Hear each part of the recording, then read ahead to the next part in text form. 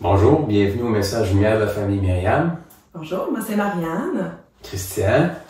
Alors, on est la journée de la Sainte Famille. On est heureux d'être avec vous aujourd'hui. Bon, pour commencer, moi, je me suis imaginé la Sainte Famille avec un compte Facebook, des photos, des publications, puis je me disais que ce serait probablement, aux yeux humains d'aujourd'hui, plutôt inintéressant. Une vie très simple, très pauvre, rien d'extraordinaire, pas de succès social éclatant. Bon, un voyage en Égypte, mais en tout cas, pas dans les conditions là, de touristes. Et puis pourtant, c'est probablement les deux plus grands saints que la Terre a portés. C'est le Fils de Dieu en Jésus incarné. Puis, aux yeux du monde, ce serait probablement banal.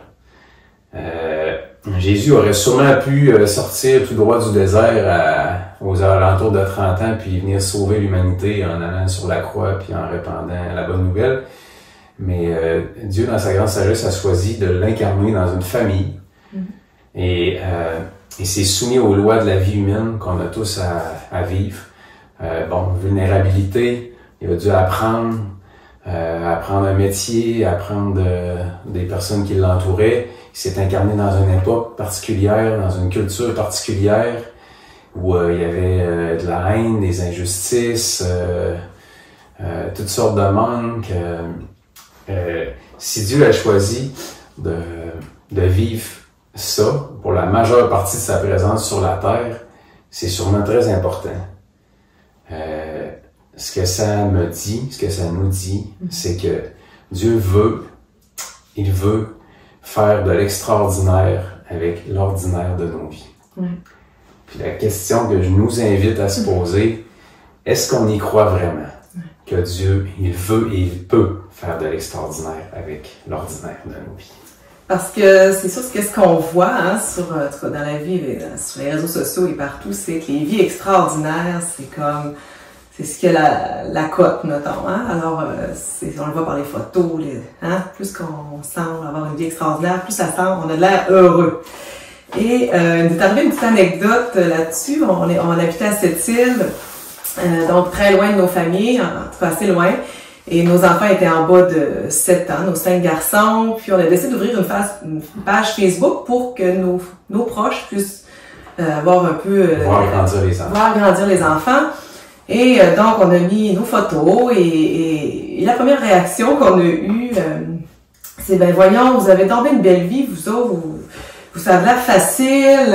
Vous faites juste vous amuser. Vous faites juste vous amuser. » Bon, les deux bras m'ont tombé parce que, vous savez, 5 garçons en bas de 7 ans, la vie était loin d'être facile, on était heureux, mais très occupés.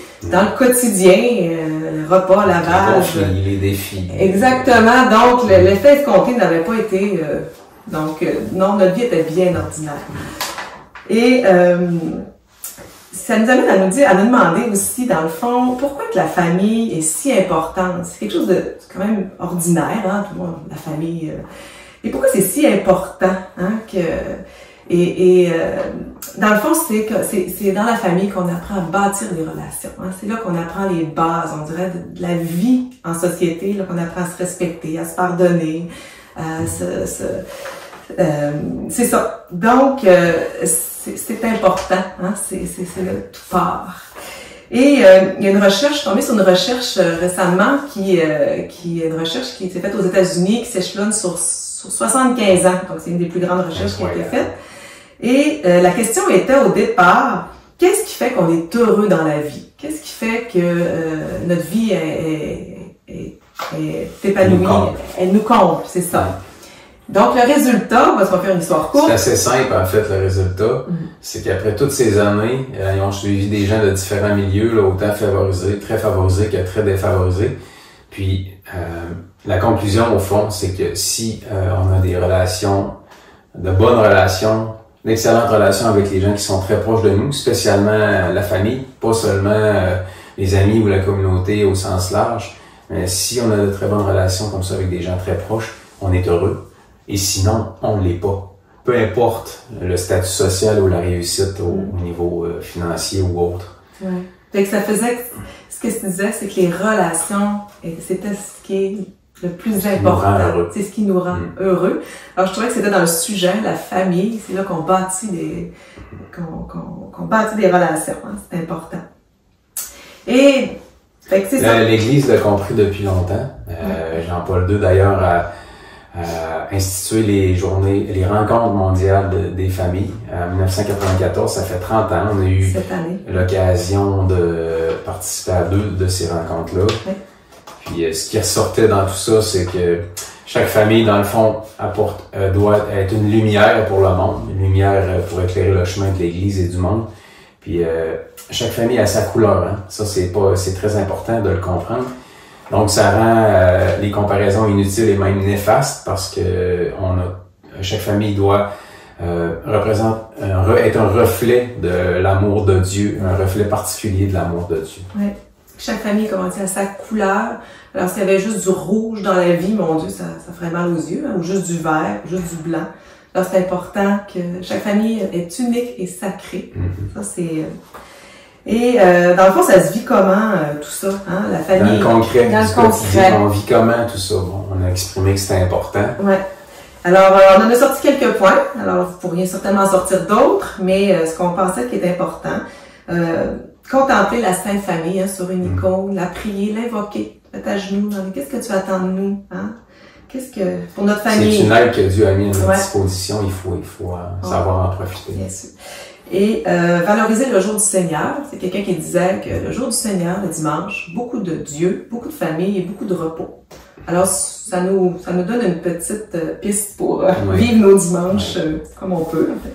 Les petits trucs du pape François qui sont loin d'être banals, mais qui, les mots, bonjour, s'il vous plaît, merci. C'est comme le ciment qui va permettre que ça se tienne, que tout ça, que les relations se tiennent. En fait. Mettre un beau climat. Un climat de confiance. Quand ils sont pas là, on s'en aperçoit. Ensuite, il disait aussi, Pape François, de ne pas terminer sa journée sans faire la paix en famille. On prie en famille, alors ça nous permet de... Et c'est justement, je voulais en venir aussi à la prier en couple et en famille. On peut prier aussi avant les repas, faire une prière en bénédicité. Et c'est le Mère Teresa qui disait qu'une famille qui prie reste unie. Alors, il faut y croire, hein, que le Seigneur, il va nous... Il faut permettre à Dieu de s'incarner dans la vie de famille, dans la vie quotidienne, les petits moments quotidiens. En conclusion, si on manifestait des gestes de bonté dans la routine des moments simples de la vie. Oui, de la journée, ça s'appelle la sainteté. C'est ça, la sainteté. Alors, laissons-nous transformer par la Sainte Famille.